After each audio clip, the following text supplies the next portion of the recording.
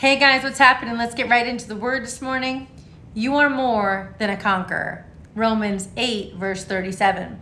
Yet amid all these things, we are more than conquerors and gain a surpassing victory through him who loved us. A person with the spirit of a conqueror must confront and deal with the adversities that he or she will face, not run from them. So we simply cannot keep trying to escape or avoid situations that are difficult. Anytime we run from a situation, we can almost be sure we will have to go back and face it, or something very similar at a later time in our lives will approach us and we'll have to deal with that exact situation again until we conquer it. Think about Moses. He ran from Egypt and spent 40 years in the desert, where God prepared him to be a leader, put him through circumstances, put him through experiences, right? Which made him strong. Okay, so when God appeared to Moses in the burning bush, he basically said, now I want you to go back to Egypt.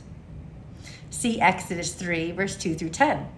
Yes, God sent Moses right back to the place that he tried to escape. The Bible is full of similar stories, enough to convince me that running from adversity doesn't do anyone any good. Yesterday I was at church, and there was a woman there, and she was a little bit older than me, maybe like in her early 40s. And she's always looking at me when I come to church. And then yesterday after church, I was walking out and she tapped me on my shoulder and she's like, can I talk to you about something? And I was like, sure. And she's like, where did you get your strength from? And I was like, the gym. And she's like, no, she's like, you just have this sense of power, this sense of control. And it's not like you're controlling, it's just that you have this sense of like self-control. And I was like, oh, it's like, well, I've been through a lot, and I've had to stand up to a lot of things in my life. So I think it's just what God puts us through. So she says, can I speak to you maybe one day after church about something that I'm having a hard time with? And I was like, well, why don't we do it right now? She's like, do you have the time? And I'm like, yeah, of course. So she sits down with me. We go to like maybe a block up the street and there's this little spot where you sit down. And she starts talking to me about an abusive person in her life. And I'm going to give you a story. And I want you to listen to this because I want it to relate to you, to this word. Let's do it. So she says to me, I used to have an extremely difficult time with people whose personalities were similar to my father's. Okay, because he abused me, she said. I didn't want to be around people who spoke the way that he spoke, acted the way that he acted, or reminded me of him in any way. But over a period of time, I began to notice that God was surrounding me with people who reminded me of my dad. And every time I encountered someone who reminded me of him, I felt insecure and fearful. And now I've just become this little ball of just insecurity. She says, and I slipped into really bad old behavior problems, and now I can't get out of them. And I'm like, okay. So her and I are talking. And I said to her, I don't like your responses. And she's like, why? And I was like, because you're saying that I got into old bad behavior problems and I can't get out of them. And you can never say can't, because you can. When you have Jesus and when you have God, you can.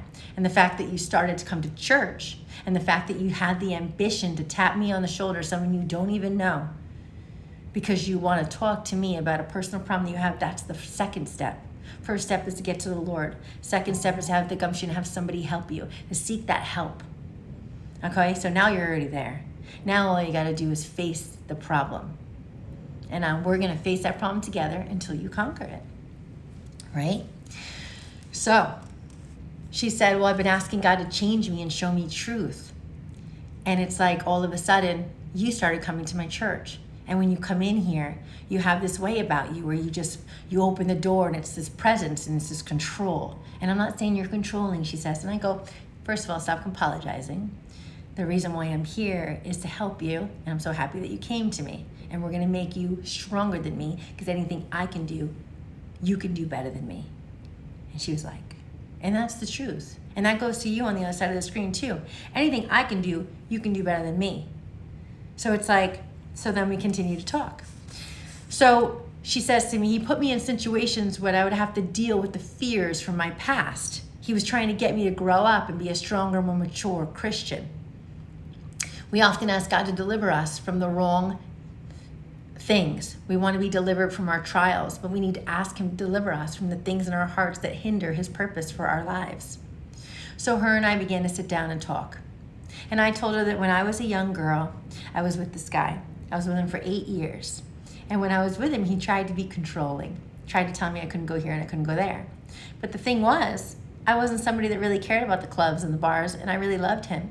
So I didn't really care about other things that other people were doing, right? And I didn't care about other guys either because I'm a loyal woman. So I explained to this girl, it's different because this is your dad you're talking about, he's controlling.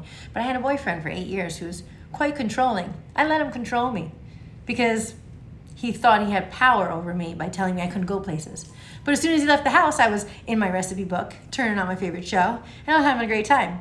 But in his eyes, I told my girlfriend she couldn't come, and I'm gonna go have a great time. And he would go have a great time in the bar, partying, whatever he was doing, and I would be home, cooking, watching my show, doing what I was doing, having a great time. And when he came back, I'd be sitting on the couch thinking, I can't believe you went out without me. Meanwhile, I had the best time.